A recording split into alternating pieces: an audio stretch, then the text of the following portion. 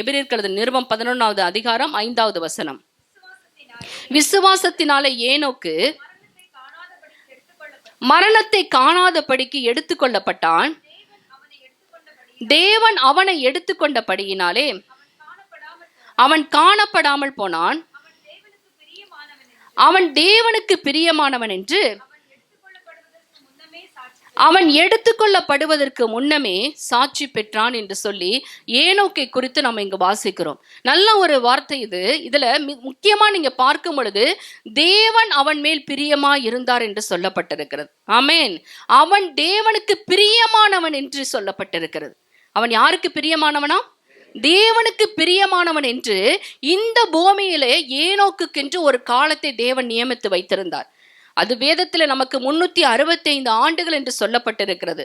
இந்த 365 ஆண்டுகளில 300 ஆண்டுகள் அவன் கர்த்தருக்கு பிரியமானவனாய் நடந்து கொண்டானாம்.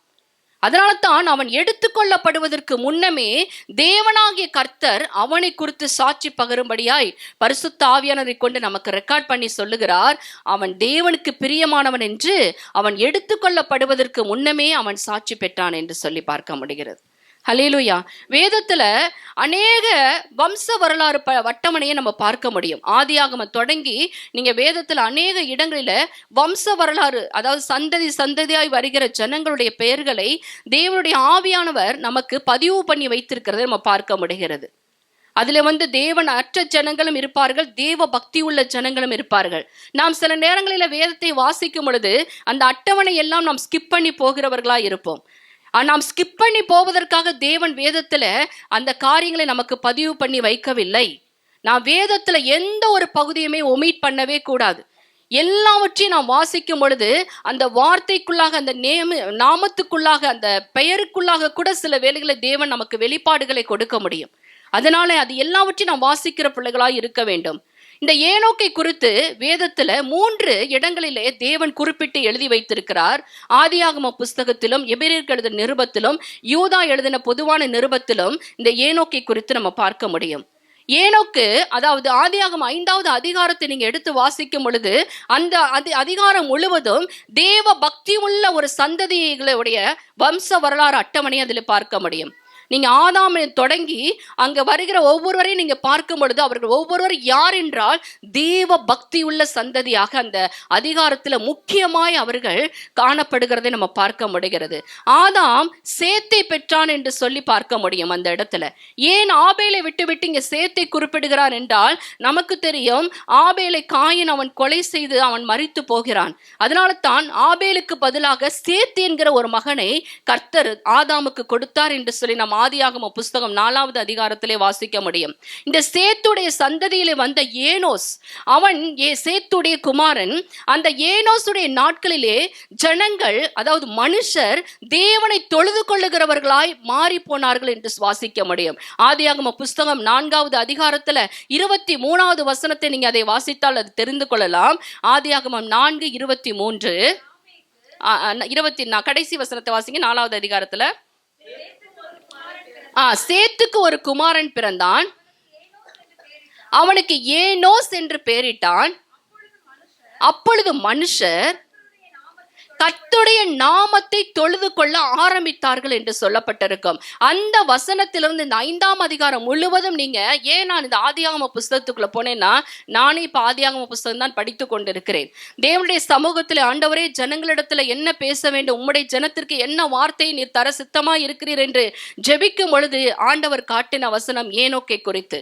இந்த நாளில் நாம் ஏனோக்கை குறித்து தியானிப்போமே ஆனால் நம்முடைய வாழ்க்கையிலும் தேவன், அதாவது தேவனும் குடும்பமும் ஊழியமும் எப்படி ஒரு மனிதனுடைய வாழ்க்கையில் சமமாய் சரிசமமாய் இருக்க வேண்டும் என்கிற ஒரு பாடத்தை ஏனோக்கின் மூலமாய் தேவன் அழகாய் கோடிட்டு காட்டினதை என்னால் உணர்ந்து கொள்ள முடிந்தது. இதை சபையினிடத்திலே சொல்லும்படியாய் கூட இந்த நாளில் ஆவியானவர் உங்களிடத்துல அவர் கிரியை செய்து கொண்டிருக்கிறார். இங்க நம்ம பார்க்கும் பொழுது மனுஷர் கர்த்தரை தொழுது கொள்ள ஆரம்பித்தார்களாம் ஏனோஸ் பிறந்த பிறகு. அந்த 5ஆம் அதிகாரத்துல நீங்க பார்க்கும் பொழுது ஏனோஸ் அது வரிசையா வரும். அடுத்ததாக நீங்க பார்க்கும்போது 20வது அதிகாரத்துக்கு வரும்போது யாரேத் ஏனோக்கை பெற்றான், ஏனோக்கு மெத்துசலாவை பெற்றான், மெத்துசலா லாமேக்கை பெற்றான், லாமேக்கு நோவாவை பெற்றான் என்று சொல்லி அங்க வருகிற ஒவ்வொரு சந்ததியும் பார்த்தீர்கள் என்றால் தேவன் விரும்புகிற தேவ பக்தி உள்ள ஜனங்களாய் அவர்கள் இருந்ததை நம்ம பார்க்க முடிகிறது. இந்த வரிசையில ஏனோக்கை குறித்து நான் பார்க்கும் பொழுது தேவன் கொஞ்சம் நிறுத்தி தியானிக்க வைத்தார். ஹல்லேலூயா. எல்லாரும் படிச்சுட்டு இருக்கீங்களா பைபிள்? யாரெல்லாம் ஆதியாகமத்துல படிச்சுட்டு இருக்கீங்க? ஏனோக்கை குறித்து படிச்சிங்களா? என்ன படிச்சிங்க? சும்மா வாசிட்டு போயிட்டோம் சிஸ்டர். அப்படிதான், வாக் வித் காட் அது மட்டும் பார்த்தோம் சிஸ்டர். அவன் தேவனோடு நடந்தான், சஞ்சரித்து கொண்டே இருக்கும் போது காணப்படாமல் போனான் என்று ஏன் எழுதி வைத்திருக்குது என்று கொஞ்சம் நீங்க உள்ள போயிட்டு கண்ணை திறந்து, ஏனென்றால் வேதத்துல ஒரு வசனம் இருக்கு, கேட்கிற காதும் காண்கிற கண்ணையும் தேவன் உண்டாக்கினாராம். நம்ம முழுவதுமே தேவன் தான் படைத்தார். ஆனா நீதிமொழிகள்ல இந்த வசனத்தை தேவன் குறிப்பிடுகிறார், கேட்கிற காதும் காண்கிற கண்ணையும் தேவன் உண்டாக்கினார் என்று. ஏன் அதை ரெண்டையும் மெயினா நம்ம இந்த தேவன் குறிப்பிடுகிறார் என்று பார்க்கும் பொழுது வேதத்தை தியானிக்க, வேதத்தை படிக்க இது ரெண்டு தான் மிக மிக முக்கியம். ஹல்லேலூயா. நாம் கண்களினாலே அவருடைய மகத்துவங்களை பார்க்கும்படியாகவும் நம் செவிகளினாலே அவருடைய சத்தத்தை கேட்கும்படியாகவும் இந்த செவியையும் கண்ணையும் முக்கியப்படுத்தி நம்முடைய அவயவங்களில் வைத்திருக்கிறார். ஹல்லேலூயா. ஒவ்வொரு நாளும் நம்முடைய செவிகள் விருத்த சேதனம் பண்ணப்பட வேண்டும். தேவனுடைய சத்தத்தை கேட்கும்படியாக கூட நாம் ஜெபித்து வேதத்தை திறந்து படிக்கும் பொழுது, ஆண்டவரே என்னுடைய செவியை விருத்த சேதனம் பண்ணுங்கப்பா, உங்க சத்தத்தை கேட்கக்கூடிய கிருபை இந்த செவி பெற்றுக்கொள்ளட்டும் என்று சொல்லி ஒரு ஜெப சிந்தையோடு நீங்க வேதத்தை திறந்து படிக்க ஆரம்பித்தீர்களே ஆனால் வேதத்தின் மகத்துவங்களை காணும்படி என் கண்களை திறந்தரலும் என்று சொல்லி நீங்க ஜெபிக்க ஆரம்பித்து அப்படியாய் வேதத்துக்குள்ள போக ஆரம்பித்தீர்கள் என்றால் தேவன் பேசுகிற உங்கள் காதுகள் கேட்கும். ஆமென். அவருடைய மகத்துவங்களை, அவருடைய அதிசயங்களை உங்களுடைய கண்கள் காணும். இந்த ஒவ்வொரு வசனத்துக்குள்ள உங்களுடைய ஆத்துமாவுக்கு, உங்களுடைய இருதயத்துக்கு, உங்களுடைய ஆவிக்கு என்ன மன்னா என்ன ஒரு பலன் தேவையோ அந்த எந்த வசனத்திற்கு மூலமாய் உங்களுக்கு அது தேவைப்படுதோ அதை கர்த்தர் உங்கள் கண்கள் காணும்படியாய் கூட செய்வார். ஹல்லேலூயா.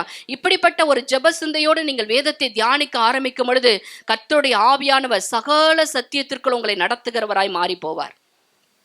ஆமென். இங்க நீங்க பார்க்கும் பொழுது இந்த 5ஆம் அதிகாரத்துல யாரேத் ஏனோக்கை பெற்றான் என்று சொல்லப்பட்டிருக்கிறது. நீங்க 5வது அதிகாரம் 20, 21, 22, 23, 24 இந்த 4 வசனங்களையும் ஏனோக்குடைய சரிதையை அதில் பார்க்க முடியும். வாசிக்கலாம். மெத்துசலாவை பெற்றான். பெற்ற பின்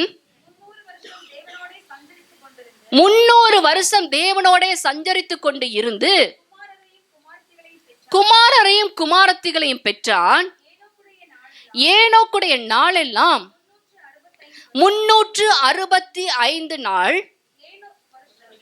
365 நாட்கள் வருஷம். ஏனோக்கு தேவனோடு சஞ்சரித்து கொண்டு இருக்கையில் காணப்படாமல் போனான், தேவன் அவனை எடுத்துக்கொண்டார். ஹல்லேலூயா. நாம் இதை படித்திருக்கோம், அநேக முறை இதை குறித்து நாம் தியானித்திருக்கிறோம். ஆனாலும் இந்த நாளில வித்தியாசமாய் இந்த எபிரேயர் நிருபத்தில் நம்ம பார்க்கும் பொழுது அவன் உயிரோடு இருக்கிற இந்த பூமியிலே அவனுக்கு நியமித்திருந்த நாளிலே தேவனுக்கு பிரியமானவன் என்று அவன் சாட்சி பெற்றான் என்று சொல்லப்பட்டிருக்கிறது. ஹல்லேலூயா. சாட்சி என்றால் என்ன என்பதை நாம் அறிந்து கொள்ள வேண்டும். நாம் செய்கிற ஒவ்வொரு இந்த உலகத்துல கர்த்தர் நமக்கு செய்கிற காரியங்கள் நம்முடைய வாழ்க்கைக்கு நாம் சில நேரங்களில் தேவையானதை தேவனிடத்துல செபிக்கும் பொழுது அதை நம்முடைய வாழ்க்கையை தந்தருளுகிறார். அதை நாம் சபையின் நடுவிலே சபைகளின் ஜனங்களுக்கு, விசுவாசிகளுடைய பக்தி விருத்திக்கு ஏதுவாக கர்த்தர் நமக்கு செய்த நன்மையை சபையின் நடுவிலே நாம் அறிக்கை செய்வது, தேவனுக்கு நன்றி சொல்லி அவருடைய நாமத்தை மகிமைப்படுத்துவது. ஹல்லேலூயா. அது மாத்திரமல்ல, நாம் இந்த உலகத்துல செய்கிற ஊழியத்தை இங்க சொல்லுவது, தேவனுக்கு நமக்கு சொன்ன நற்கிரியைகளை செய்வதை சபையின் பக்தி விருத்திக்கு ஏதுவாக அந்த நற்கிரியை சபையின் நடுவிலே நாம் அறிக்கை பண்ணுகிறோம். இது சாட்சி அல்ல. சாட்சி என்பது என்னவென்று பார்க்கும் பொழுது தேவன் ஒரு மனிதனை குறித்து சாட்சி சொல்ல வேண்டும். வேதத்துல நீங்க பார்க்கும் பொழுது ஆதியாகமம் தொடங்கி வெளிப்படுத்தின விசேஷம் வரைக்கும் தேவன் பல மனிதர்களை அவர் சாட்சியாய் சொல்லுகிறதை நம்ம பார்க்க முடிகிறது. தாவீது பிறப்பதற்கு முன்பாகவே அவனை குறித்து சொல்லுகிறார், அவன் என் இருதயத்துக்கு ஏற்றவனாய் இருப்பான் என்று சொல்லுகிறார். இஸ்ரவேலின் சமஸ்த இஸ்ரவேலை அவன் அரசாளுவான் என்று சொல்லுகிறார். அவன் பிறக்கவே இல்லை. கோரேசு பிறப்பதற்கு முன்பாகவே அவனை குறித்து எழுதி வைத்திருக்கிறார் தேவன். அவனை குறித்து சொல்ல, உன்னுடைய உனக்கு நான் என் நாமத்தை தரிப்பிப்பேன் என்று சொல்லி கோரேசை குறித்து சொல்லுகிறார். இன்னும் பார்த்தீர்கள் என்றால் அநேகர் பிறக்காத போதே அவர்களை குறித்து சாட்சியை பகிர்வதை நம்ம பார்க்க முடிகிறது. இன்னும் இந்த பூமியிலே வாழ்ந்த மோசேயை குறித்து சொல்லும் போது, அவன் என் வீட்டில் எங்கும் உண்மை உள்ளவன் என்று சொல்லி அவனை குறித்து அவன் சாட்சி சொன்னானா, தேவன் சாட்சி சொன்னாரா? தேவன் சாட்சி சொல்லுகிறார். ஹல்லேலூயா. இன்னும் 1 சாமுவேல் 2வது அதிகாரத்துல நீங்க வாசிக்கும் பொழுது கடைசி வசனத்துல, சாமுவேல் என்னும் பிள்ளையாண்டான் மனுஷருக்கும் தேவனுக்கும் பிரியமாய் நடந்து கொண்டான் என்று சொல்லப்பட்டிருக்கிறது. அவனை குறித்து அவன் சாட்சி சொல்லவில்லை, பரிசுத்த ஆவியானவர் எழுதி வைத்திருக்கிறார், அவன் தேவனுக்கு பிரியமாய் நடந்து கொண்ட ஒரு மனிதன் என்று. அல்லேலூயா. அப்படியாய் கூட இங்க ஏனோக்கை குறித்து சொல்லும் பொழுது, அவன் தேவனுக்கு பிரியமானவன் என்று அவன் எடுத்துக்கொள்ளப்படுவதற்கு முன்னே தேவன் அவனை குறித்து சாட்சி சொன்னார் என்று எழுத வைக்கப்பட்டிருக்கிறது. நாம் ஒன்று கவனிக்க வேண்டும். இந்த வம்ச வரலாறு அட்டவணை என்று சொன்னேன் இல்லையா, அதை குறித்து நம்ம பார்க்கும் பொழுது ஏன் தேவன் இப்படிப்பட்ட பெயர்களை அவர் ரெக்கார்ட் பண்ணி வைத்திருக்கிறார் என்பதை நாம் கொஞ்சம் கவனிக்க வேண்டும். ஏனென்றால் ஆண்டவராகிய தேவனாகிய கர்த்தர் நாம் எல்லாருடைய பெயர்களையும் பரலோகத்தில் எழுதி வைக்கிறவராக இருக்கிறார். இந்த பூமியில யாரெல்லாம் பிறக்கிறார்களோ அவர்கள் எல்லாருடைய பெயருமே பரலோகத்தில் எழுதி வைக்கப்படும். நீங்க வெளிப்படுத்தின விசேஷம் 20வது அதிகாரத்தை திருப்பிக் கொண்டு அதனுடைய 12வது வசனத்தை வாசிக்கும் பொழுது வாசிங்கள். வெளிப்படுத்தின விசேஷம் 20வது அதிகாரம் அதனுடைய 12வது வசனம், மரித்தோராகிய சிறியோரையும் பெரியோரையும் தேவனுக்கு முன்பாக நிற்க கண்டேன். அப்பொழுது புஸ்தகங்கள் திறக்கப்பட்டன, ஜீவ புஸ்தகம் என்னும் வேறொரு புஸ்தகமும் திறக்கப்பட்டது. அப்பொழுது அந்த புஸ்தகங்களில் எழுதப்பட்டவைகளின் படியே மரித்தோர் தங்கள் தங்கள் கிரியைகளுக்கு தக்கதாக நியாய தீர்ப்பு அடைந்தார்கள் என்று சொல்லப்பட்டிருக்கிறது. இன்னும் நீங்க 15வது வசனத்தை வாசிக்கும் பொழுது, ஜீவ புஸ்தகத்தில் எழுதப்பட்டவனாக காணப்படாதவன் எவனோ அவன் அக்கினி கடலிலே தள்ளப்பட்டான் என்று சொல்லப்பட்டிருக்கிற. ஜீவ புஸ்தகத்துல எல்லோரு பேரையும் தானே தேவன் எழுதி வைத்தார். இங்கே சொல்லப்பட்டிருக்கு, எழுதப்பட்டு காணப்படாதமல் போனவர்களும் உண்டு. ஏன் அவர்கள் காணப்படாமல் போனார்கள் என்றால், இந்த பூமியிலே நாம் ஒவ்வொருவருக்கும் தேவன் ஒரு காலத்தை நியமித்து வைத்திருக்கிறார் நாம் வாழ்வதற்கு. ஏனோக்குக்கு நியமிக்கப்பட்ட காலம் 365 ஆண்டுகள், மோசேக்கு நியமிக்கப்பட்ட காலம் 120 ஆண்டுகள், ஆபிரகாமுக்கு நியமிக்கப்பட்ட காலங்கள் 173 ஆண்டுகள். இப்படி நாம் சொல்லிக்கொண்டே போகலாம். ஏன், ஏனோக்கு பெற்ற குமாரனாகிய மெத்துசலா அவன்தான் இந்த பூமியிலே அதிக நாட்கள் வாழ்ந்தவன். அவனுடைய காலங்கள் 969 ஆண்டுகள். அவன் நீண்ட ஆயுசுள்ளவனாய் தீர்க்காயுசுள்ளவனாய் மிக நீண்ட நாட்கள் வாழ்ந்து இந்த பூமியிலே வாழ்ந்தவன் என்று சொல்லி அவனை குறித்து ஆவியானவர் பதிவு பண்ணி வைத்திருக்கிறார். ஆனா அவங்க அப்பா ஏனோக்கு பார்த்தீங்கன்னா, அவரு உயிரோடு எடுத்துக்கொள்ளப்பட்டு இன்று பரலோகத்துல அவர் பிதாவோடு இருந்து கொண்டிருக்கிறார். ஹல்லேலூயா.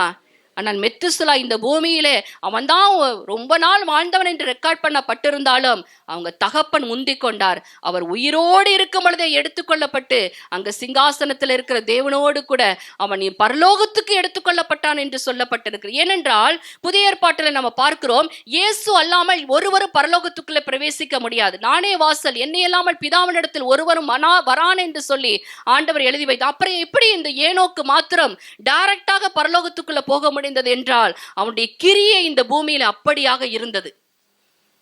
ஒரு அல்லேலூயா இல்ல பாருங்களேன். அல்லேலூயா. அவனுக்கு கொடுக்கப்பட்ட அந்த காலங்களில 365 ஆண்டுகளில அவனுடைய கிரியைகள் எப்படி இருந்தது என்றால், தேவன் அவனை உயிரோடு எடுத்து பரலோகத்துக்கு கொண்டு போகும்படியாய் கூட அவனுடைய கிரியைகள் இந்த பூமியில இருந்தபடியினால்தான் அவனை குறித்து இன்றும் நாம் பேசிக்கொண்டிருக்கிறோம். ஆமென். நாம் ஒவ்வொருவருக்கும் ஒரு காலத்தை தேவன் இந்த பூமியில நியமித்து வைத்திருக்கிறார். 50 ஆண்டுகளோ 70 ஆண்டுகளோ 80 ஆண்டுகளோ தெரியாது. ஏன் நாளைக்கு கூட நாம் இருப்போமோ இல்லையோ தெரியாது. அது ஆண்டவருடைய கரத்தில் இருக்கிறது. ஆனால் நமக்கு கொடுக்கப்பட்டிருக்கிற இந்த ஒரு வாழ்க்கையை நாம் தேவனுக்காக கொடுக்கிற பிள்ளைகளாய் இருப்போமே, ஆனால் நாமும் தேவனுடைய பார்வையில பிரியமானவர்களாய் இருப்போம். நம்முடைய பெயரும் ஜீவ புஸ்தகத்தில் கிறுக்கி போடாதபடிக்கு அது நியாயத்தீர்ப்பு நாளிலே நன்மையான காரியங்களை, நம்முடைய காரியங்களை சொல்லி ஆண்டவர் நமக்கு ஏற்ற பலனை கொடுக்கக்கூடிய இடத்துல நம்மை நிறுத்தி பார்ப்பார். நீங்க மல்கியா எழுதின புஸ்தகம் 3வது அதிகாரத்துல 16வது வசனத்தை வாசியுங்கள். மல்கியா தீர்க்க தரிசன புஸ்தகம் 3வது அதிகாரம் அதனுடைய 16வது வசனம். அப்பொழுது கர்த்தருக்கு பயந்தவர்கள் ஒருவரோடு ஒருவர் பேசிக்கொள்வார்கள். கர்த்தர் கவனித்து கேட்பார். கர்த்தருக்கு பயந்தவர்களுக்காகவும் அவருடைய நாமத்தை தியானிக்கிறவர்களுக்காகவும் ஞாபக புஸ்தகம் ஒன்று அவருக்கு முன்பாக எழுதப்பட்டு இருக்கிறது. ஹல்லேலூயா. இந்த பூமியில நாம் செய்கிற ஒவ்வொரு கிரியைகளையும் அங்க சிசிடிவி கேமரா வச்சு தேவன் என்ன பண்ணி கொண்டு இருக்கிறார்? ரெக்கார்ட் பண்ணி கொண்டு இருக்கிறார். நம்ம கிரியைகளா நல்லவைகளா இருக்கா பொல்லாதவைகளா இருக்கிறதா நம்ம ஒவ்வொருக்கு தான் தெரியும். ஆமென். நம்முடைய இருதயத்தை அதை ஸ்கேன் பண்ணி பார்த்தா, ஆண்டவருடைய ஸ்கேன், இங்கே உள்ள ஸ்கேன் சொல்ல, ஆண்டவர் ஸ்கேன் பண்ணி பார்த்தா தான் தெரியும் நல்ல காரியமா இருக்கிறதா பொல்லாதவைகளாக இருக்கிறதா என்று. ஹல்லேலூயா. தேவன் நம்முடைய கிரியைகளை பார்க்கிறவராய் இருக்கிறார். இந்த ஏனோக்குடைய காரியத்தை நீங்க பார்க்கும் பொழுது, முதலாவது அவன் தேவனோடு சஞ்சரிக்கிறவனாய் காணப்பட்டான். அவன் தேவனோடு சஞ்சரித்து, அதாவது 65 வயது வரைக்கும் அவன், அதாவது ஏனோக்கு வாழ்ந்த காலத்துல இந்த பூமி எப்படி இருந்தது? அநீதி நிறைந்த உலகமாய் இருந்தது. ஆண்களும் பெண்களும் அவர்கள் பாவம் செய்கிறவர்களாய் காணப்பட்டிருந்தார்கள். அவர்களுடைய பொல்லாப்பு நிமித்தம் தேவன் துக்கப்படும்படியாய் கூட ஒரு அநீதி நிறைந்த பாவம் நிறைந்த உலகத்தின் நடுவிலே ஒரு நீதிமான், அவன்தான் ஏனோக்கு. தேவனுடைய நீதியின்படி தன்னுடைய வாழ்க்கையை நடத்தி கொண்டு தேவனுக்கு முன்பாக உத்தமமாய் பரிசுத்தமாய் விசுவாசத்தை காத்துக்கொண்டு கர்த்தருக்கு முன்பாக கற்பனைகளை, அந்த கற்பனைகள் எழுதி கொடுக்கப்படாத காலத்திலேயே தேவன் தன்னுடைய இருதயத்திலே காட்டுகிற கற்பனைகளுக்கு கீழ்ப்படுகிறவனாய் காணப்பட்டவன் தான் ஏனோக்கு. அதனால தான் அவனுடைய வாழ்க்கையை கர்த்தருக்கு மிகவும் பிடித்திருந்தது. ஏனோக்கு தேவனோடு சஞ்சரித்துக் கொண்டிருந்தான் என்று சொல்லப்பட்டிருக்கிறது. எப்படி அவனால் சஞ்சரிக்க முடிந்தது என்றால், ஆமோஸ் எழுதுகிற தீர்க்க தரிசன புஸ்தகம் 3வது அதிகாரத்துல அதனுடைய 3வது வசனத்தை வாசிக்கும் பொழுது நாம் ஒரு காரியத்தை புரிந்து கொள்ள முடியும். ஆமோஸ் எழுதின தீர்க்க தரிசன புஸ்தகம் 3வது அதிகாரம் அதனுடைய 3வது வசனத்தை வாசிக்கலாம். 2 பேர் ஒருமனப்பட்டிருந்தால் ஒழிய ஒருமித்து நடந்து போவார்களோ. ஏனோக்கு தேவனோடு நடந்தான். வாக் வித் காட் என்று ஆங்கிலத்தில் சொல்லப்பட்டிருக்கிறது. அவன் தேவனோடு நடப்பதற்கு அவன் எப்படிப்பட்டவனாய் இருந்தான் என்றால், தேவனோடு ஒருமனப்பட்டு, வாக் டுகெதர், தேவனோடு ஒருமித்து நடக்கிறவனாய் காணப்பட்டான். அதனால தான் ஆமோஸ் சொல்லுகிறார், 2 பேர் ஒருமனப்பட்டிருந்தால் ஒழிய ஒருமித்து நடக்க கூடுமோ, நடந்து போவார்களோ. 300 ஆண்டுகள் 65 ஆண்டுகள் அவன் எப்படி வாழ்ந்தான் என்று நமக்கு ரெக்கார்ட் ஆகல.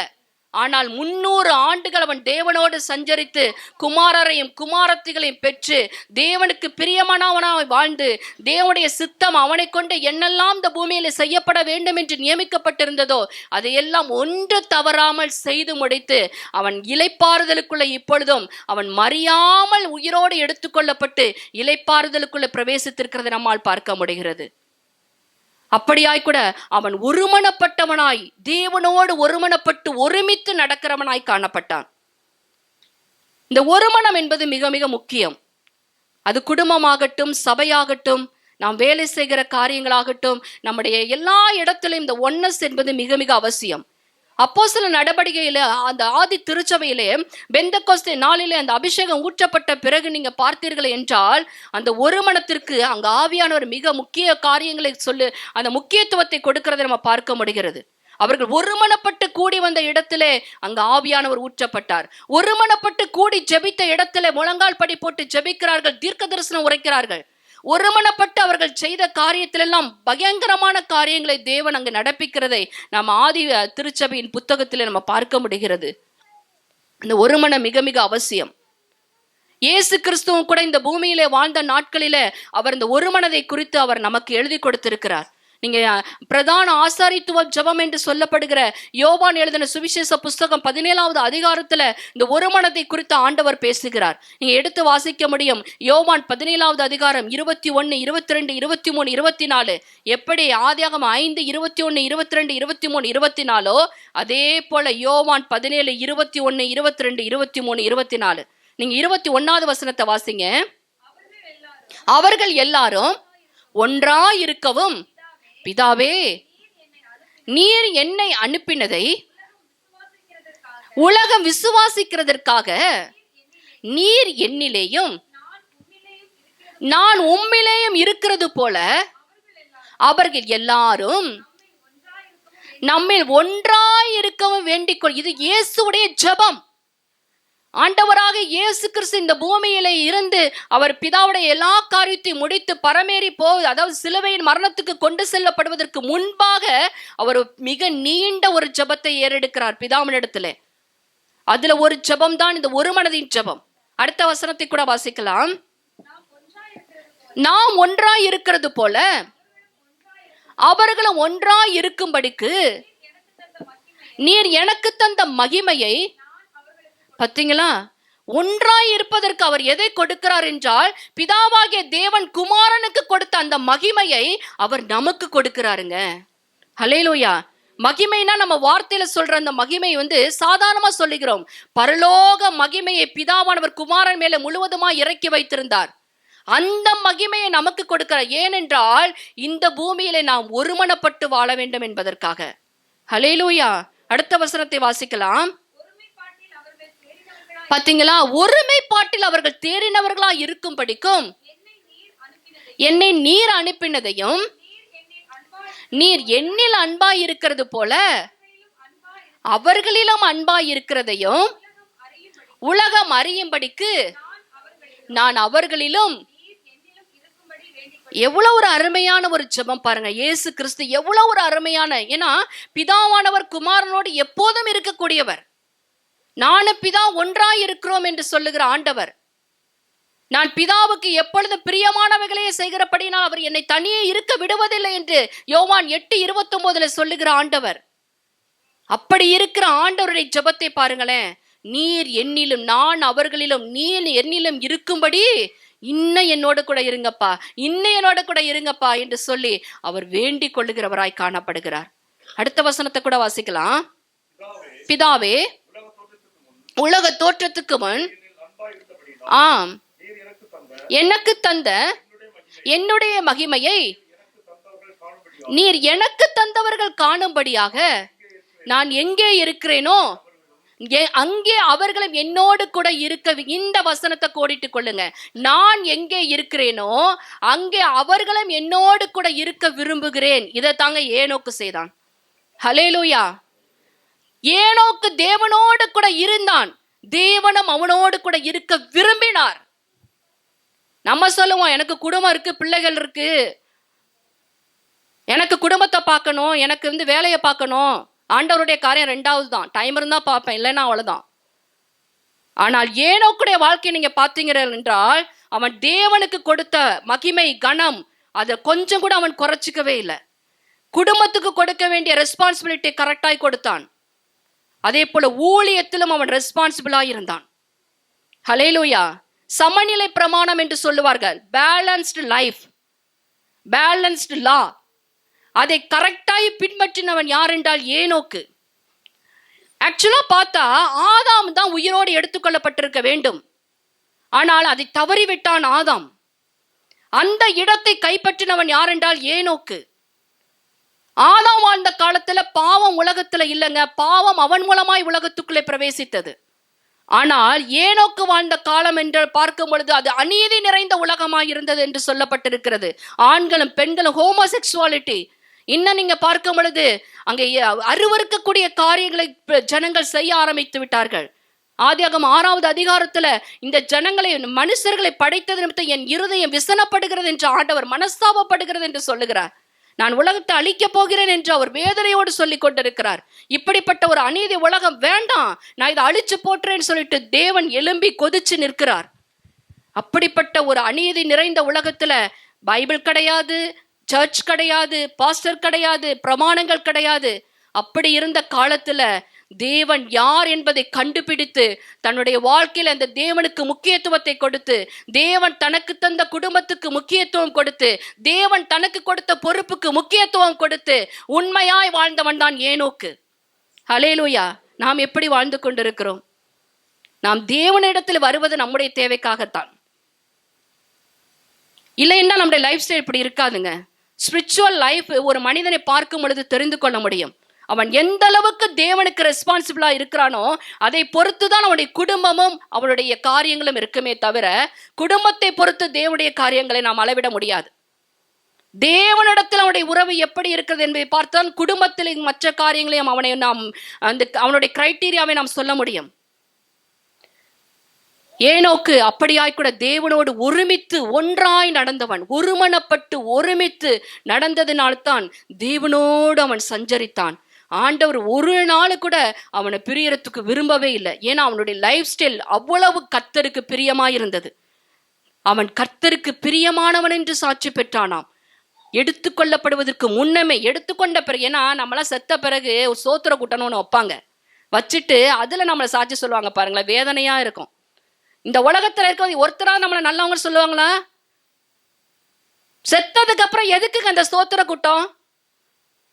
சோத்திர கூட்டத்தை வச்சு அவர் நல்லவர் வல்லவர்? நோ.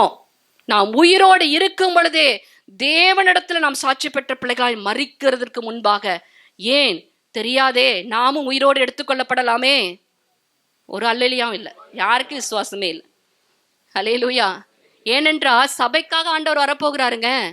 உயிரோடு இருக்கிற நாமும் கூட அவரோடு கூட எடுத்துக்கொள்ளப்படுவோம் என்று ஆண்டவர் எழுதி வைத்திருக்கிறாரே. ஏனோக்கை போல நமக்கு மரணம் நேரிடாம நாம் எடுத்துக்கொள்ளப்பட முடியும். ஹல்லேலூயா. அதற்கு முன்பாக நம்முடைய வாழ்க்கை எப்படி இருக்கிறது? நாம் எதற்கு முக்கியத்துவம் கொடுக்கிறோம்? எதற்காக நம்ம வாழ்ந்து கொண்டு இருக்கிறோம்? உலகம் பிஸியா தாங்க இருக்கும், உலகம் பிஸியா தான் இருக்கும். ஆண்டவருக்கு கொடுக்கிற முக்கியத்துவத்தை எந்த காரணத்தை கொண்டு குறைச்சிக்காதீங்க. அதுல வளர பாருங்க, அடுத்த காரியத்துக்கு போக பாருங்க. அதுல குறைச்சுக்கிட்டீங்கன்னா ஆண்டவர் உங்களை திரும்பி கூட பார்க்க மாட்டார். ஹல்லேலூயா. என்ன ஆண்டவர் நம்மளை வச்ச ஆளா? அவரு தயவு போட்ட பிச்சையில நம்ம வாழ்ந்துட்டு இருக்கிறோம். ஹல்லேலூயா. ஒவ்வொரு நாளும் கிருபைங்கிற பிச்சை நமக்கு போட்டுட்டு இருக்கிறாருங்க. அந்த கிருபையை பெற்ற நம்ம எப்படி வாழ்றோம்? நம்ம நினைச்சா செய்யறது, நினைச்சா போறது, நினைச்சா வர்றது. ஹல்லேலூயா.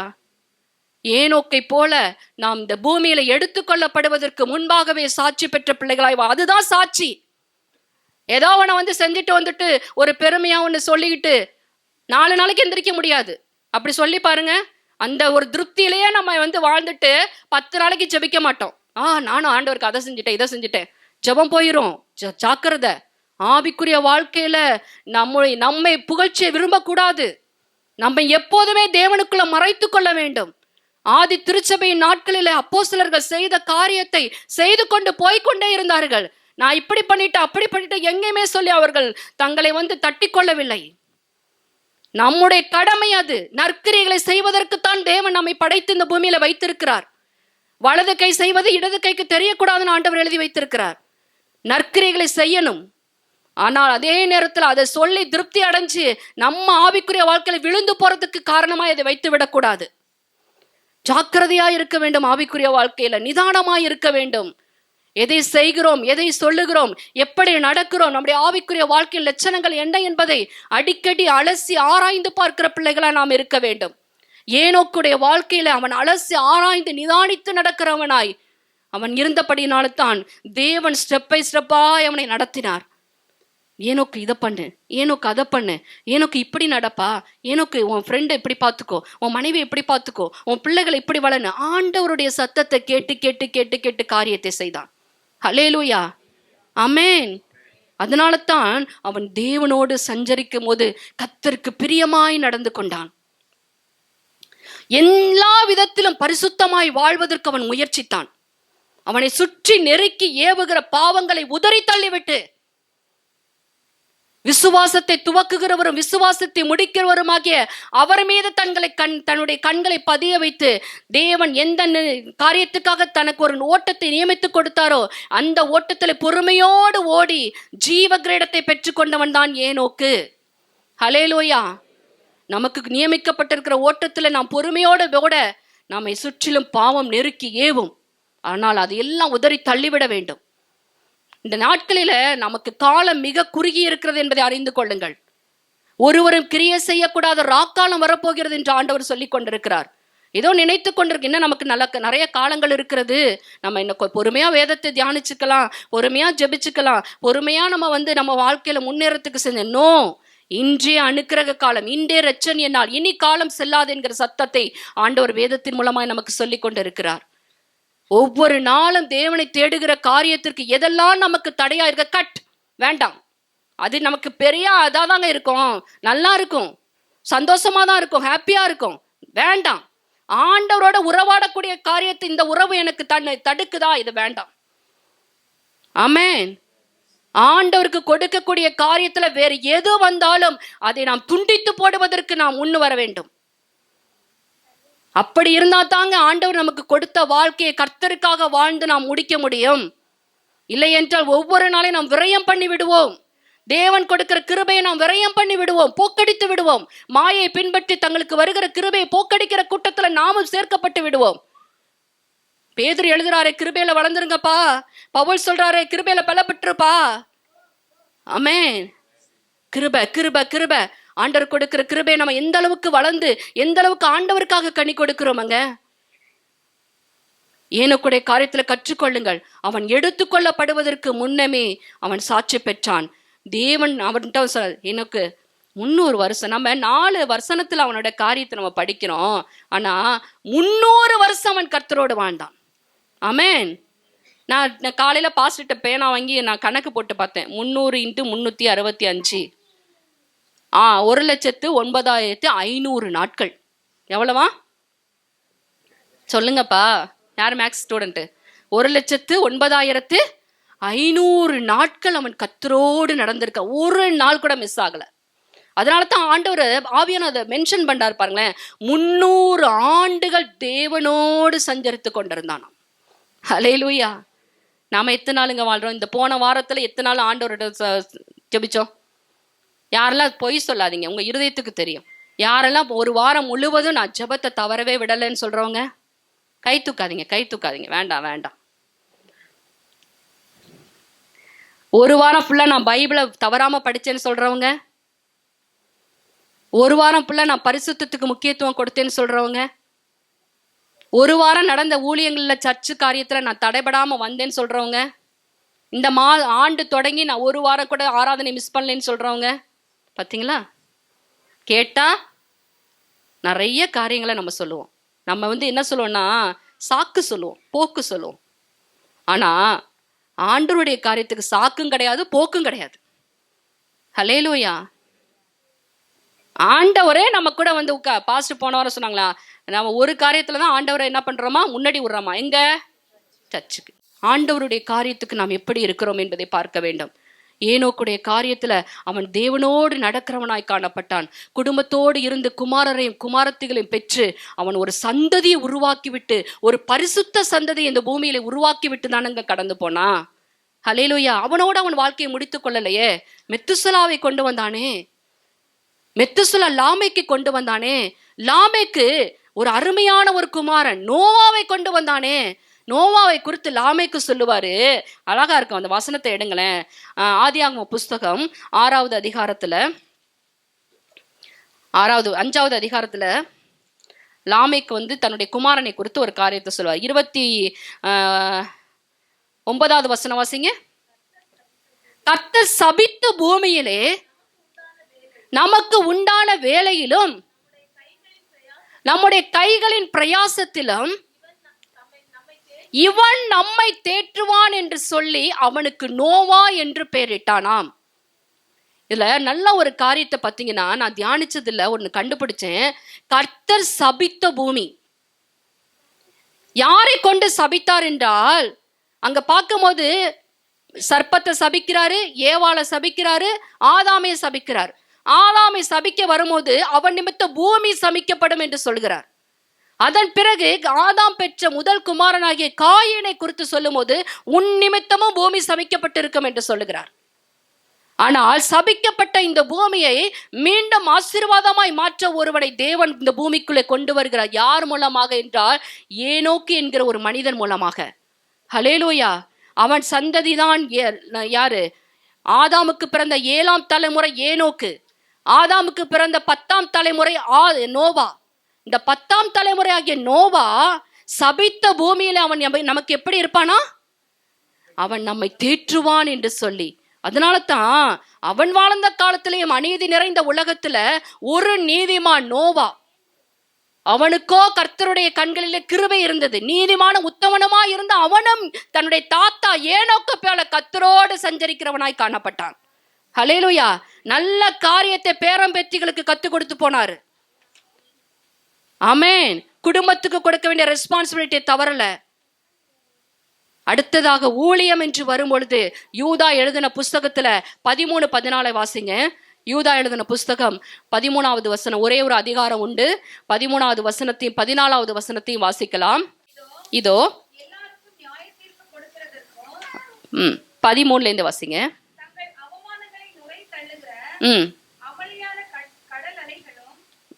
14. ஆதாமுக்கு 7ஆம் தலைமுறையான ஏனோக்கும் இவர்களை குறித்து இதோ எல்லாருக்கும் நியாய தீர்ப்பு கொடுப்பதற்கும் அவர்கள் அவபக்தி உள்ளவர்கள் யாவரும் அவபக்தியாய் செய்து வந்த இந்த 300 ஆண்டுகள்ல அவன் என்ன பண்ணினான் தெரியுமா? எச்சரிப்பின் ஊழியத்தை செய்து கொண்டிருந்தான். மத்திய எழுதின சுவிசேஷ புஸ்தகம் 3வது அதிகாரத்துல நீங்க பார்க்கும் பொழுது யோவான் ஸ்நானகன் என்ற ஒரு மனிதன் அங்கு திடீரென்று வந்து நிற்கிறான். அவன் யார் என்றால் கர்த்தருக்கு வழியை ஆயத்தம் பண்ண வந்தவன், இயேசுவுக்கு வழியை ஆயத்தம் பண்ண வந்தவன். அவன் வந்தவுடனே சொல்லுகிறான், மனம் திரும்புங்கள், பரலோக ராஜ்யம் சமீபமா இருக்கிறது. விரியன் பாம்பு குட்டிகளே, வரும் கோபத்துக்கு உங்களை தப்பித்துக் கொள்ள வகை காட்டினவன் யார்?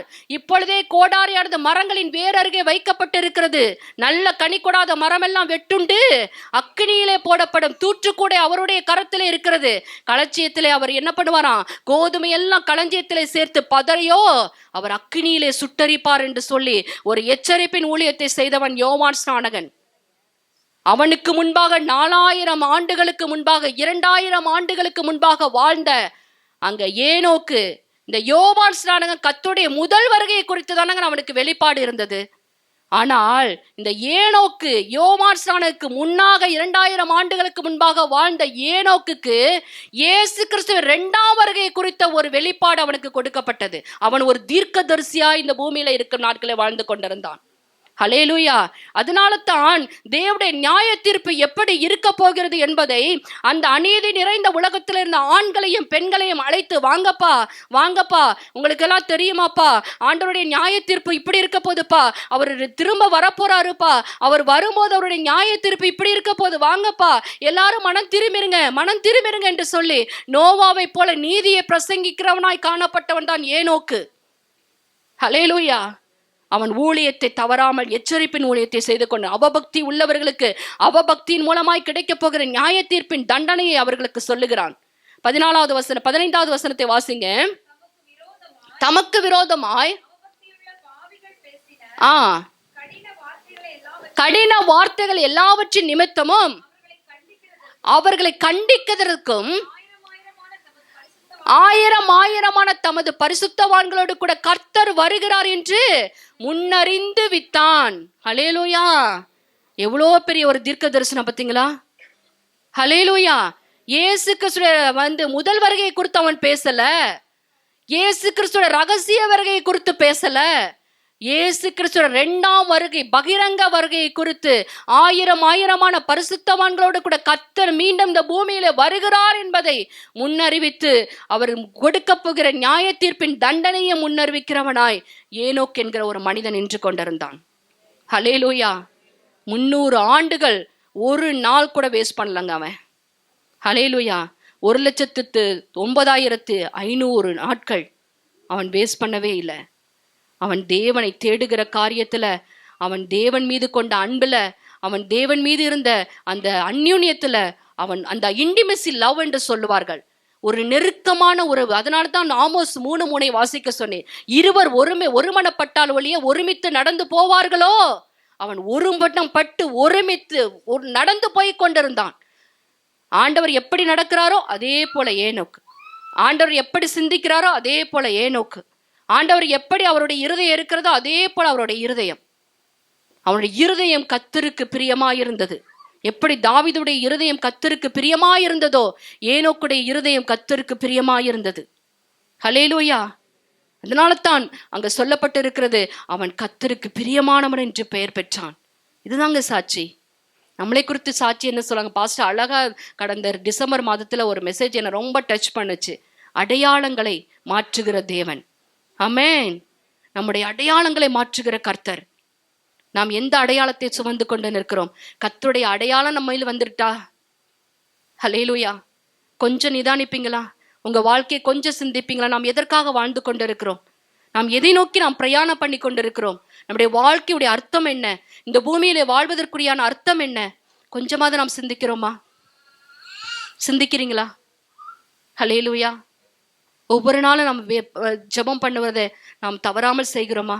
ஆண்டவரை, நேற்று இரவில் கூட முழு இருதயத்தோடு தாவீது கர்த்தரை தேடுகிறவனாய் காணப்பட்டான். தன் முழு இருதயத்தோடு, தன் முழு ஆத்மாவோடு, தன் முழு பலத்தோடு, முழு உள்ளத்தோடு கர்த்தரிடத்தில் அன்பு கூர்ந்து அவரை துதித்து ஆராதித்து மகிமைப்படுத்தி எப்பொழுதும் எல்லா காரியத்திலும் அவருடைய ஆலோசனையை நாடி அவருடைய சமூகத்தை முத்தமிட்டு, ஒரு பிரசன்னம் தன்னை விட்டு போனதை உணர்ந்த உடனேயே, ஆண்டவரே உங்க சமூகத்தை விட்டு என்னை தள்ளிடாதீங்கப்பா, உடைய ரட்சணியத்தை சந்தோஷத்தை என்னை விட்டு எடுத்துடாதீங்கப்பா, நிலைவரமான ஆவி எனக்கு தந்துருங்க ஆண்டவரே, உற்சாகத்தின் ஆவி என்னை தாங்கும்படி செஞ்சிருங்கப்பா என்று சொல்லி தேவ சமூகத்துல போய் விழுந்து கிடந்து மீண்டும் அந்த பிரசனத்துக்குள்ள தேவனோடு தன்னை சேர்த்து கொண்டவன் தான் தாவீது. ஹல்லேலூயா. நம்முடைய பாவங்கள் சுட்டி காட்டப்படுது என்றால் நல்லா புரிந்துக்கோங்க, கர்த்தர் நம்மோடு கூட இருக்கிறார் என்ற அர்த்தம். ஆமென். யாருக்கு தேவன் பாவங்களை சுட்டி காட்டுவார் என்றால், அவர் நம்மோடு கூட இருந்தால், மகனே மகளே, இந்த காரியத்துல நீ தவற, உன்னை கரெக்ட் பண்ணு. ஆமென். இந்த காரியம் உனக்கு வேண்டாம், கரெக்ட் பண்ணு. ஏன் கரெக்ட் பண்ணுகிறார் என்றால், அவர் பரிசுத்தர். நமக்குள்ள பாவம் அண்ட அவர் விடமாட்டார். ஹல்லேலூயா. அவர் பரிசுத்தராய் இருக்கிறதுனால இந்த ஏனோக்கு, அவன் தேவன் அவனோடு நடப்பதற்கு இன்னொரு காரியம் என்னவென்றால், அவன் எல்லா விதத்திலும் பரிசுத்தமாய் வாழ தன்னை காத்து கொண்ட ஒரு மனிதன். ஆமென். ஏன்னா ஆண்டவர் விரும்புகிறது பரிசுத்தம். அதான் சொல்றேன், பிரமாணம் இல்லாத காலத்துல எல்லா பிரமாணத்தின்படியும் வாழ்ந்தவன் யார் என்றால் ஏனோக்கு. அவர்களெல்லாம் பார்த்துதான் தேவன் பிரமாணத்தை எழுதியிருப்பார் என்று நான் நினைக்கிறேன். நேற்றைய தினத்தில் நான் சொன்னது போல மார்க் 12:30 ஆண்டவர் முதல் பிரதான கற்பனையாய் தாவீதை பார்த்துதான் சொல்லியிருப்பார் நான் நினைக்கிறேன். ஹல்லேலூயா. அங்க சொல்றார், உன் தேவனாகிய கர்த்தரிடத்தில் முழு இருதயத்தோடு, முழு ஆத்மாவோடு, முழு மனதோடு, முழு பலத்தோடும் அன்பு கூர்வ. தாவீது கர்த்தரிடத்தில் அன்பு கூர்ந்தவன். ஹல்லேலூயா. அதனால அவன் உள்ள துடிச்சிச்சு, நான் மச்சு பாவப்பட்ட கேதுரு மரங்களால் செய்யப்பட்ட வீட்டுல குடியிருக்கிறேனே, என் ஆண்டவருடைய உடன்படிக்கை பெட்டி திரைகளின் மறைவில வைக்கப்பட்டிருக்கிறதே, அவருக்கு ஒரு ஆலயத்தை கட்டணுமே.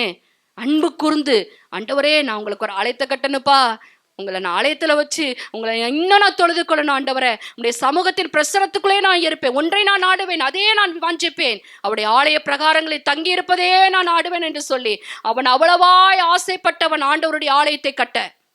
அதற்கெல்லாம் அவனுடைய இருதயம் அன்பினால ஏவியது. தேவன் மீது கொண்ட அன்பு அவனை நெருக்கி ஏவி கொண்டே இருந்ததுனால தான், எதையாவது நான் ஆண்டவருக்காக செஞ்சிட மாட்டேனா. அவன் மரிக்கும் போது அவன் அநேக காரியங்களை, தேவனுடைய ஆலயத்தை கட்ட முடியாமல் போனாலும் அநேக காரியங்களை ஆலயத்துக்கு அவன் சவதரித்து வைத்து விட்டு போனவனாய் காணப்பட்டான். அவன் யுத்தத்திலே போகும் பொழுதெல்லாம் எல்லா இடத்திலும் வெற்றியை பெற்றவன் தாவீது. அவன் யுத்த புருஷனாய் மாறினான். அவன் புத்தி உள்ளவனாய் காணப்பட்டான். அவன் புத்திமான், காரிய சித்தி உள்ளவன் என்று சொல்லப்பட்டு, காரிய சக்சஸ்ஃபுல் மேன் ஆங்கிலத்துல. அவன் ஜெயிக்கிற ஒரு மனிதன் தான் தாவீது. அப்படி இருப்பதற்கு காரணம் என்னவென்றால், அவன் முழு இருதயத்தோடு, முழு ஆத்மாவோடு, முழு பலத்தோடு, முழு உள்ளத்தோடும் தேவனிடத்தில் அன்பு கூறுகிறவனாகவே மரிக்கிற வரைக்கும் இருந்தவன். ஹல்லேலூயா. நாம் எப்படிங்க இருக்கிறோம்? கொஞ்சம் சிந்திப்போமா? ஆராதனையே நம்ம ஆப்ஷன்ல கொண்டு போயிருமே. ஒரு சர்ச்சுக்கு வர ஒரு 2 மணி நேரத்தை நம்ம எவ்வளோ ஒரு ஆப்ஷனுக்குள்ள கொண்டு போறோம். உங்களை நான் யாரையும் நான் ப்ளேம் பண்றதுக்கு நான் ஆளு கிடையாது.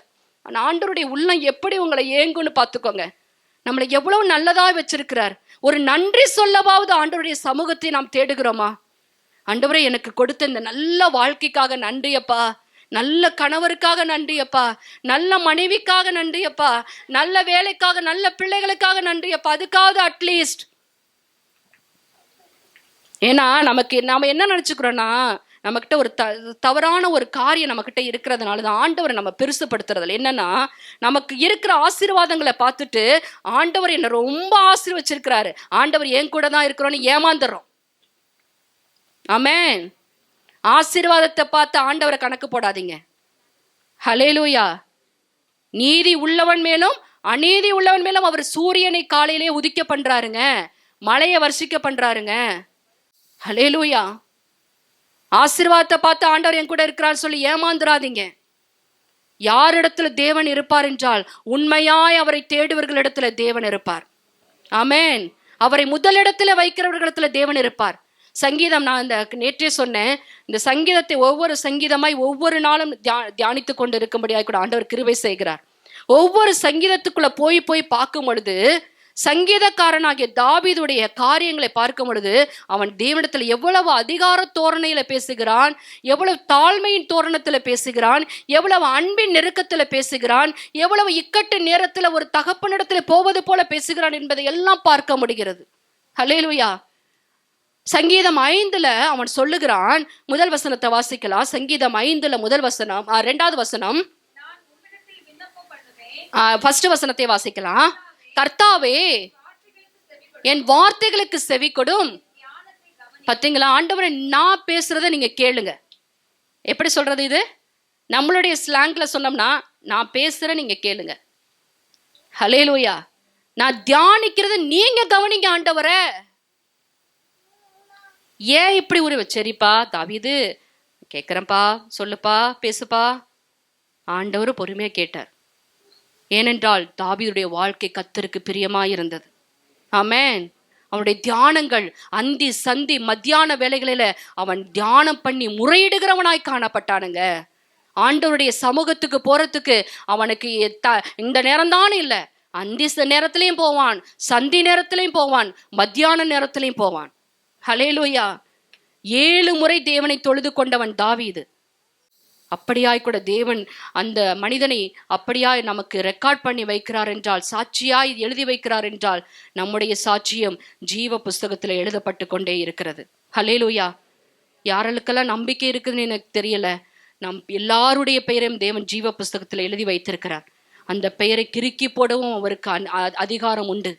யாரும் அவரிடத்துல கொஸ்டின் கேட்க முடியாது. நம்முடைய கிரியைகளை பார்த்து ஜீவ புஸ்தகத்தில் நம்முடைய பெயர் நிலைத்திருப்பதற்கும், நம்முடைய கிரியைகளை பார்த்து அதை கிறுக்கி போடுவதற்கும் அவருக்கு அதிகாரம் உண்டு.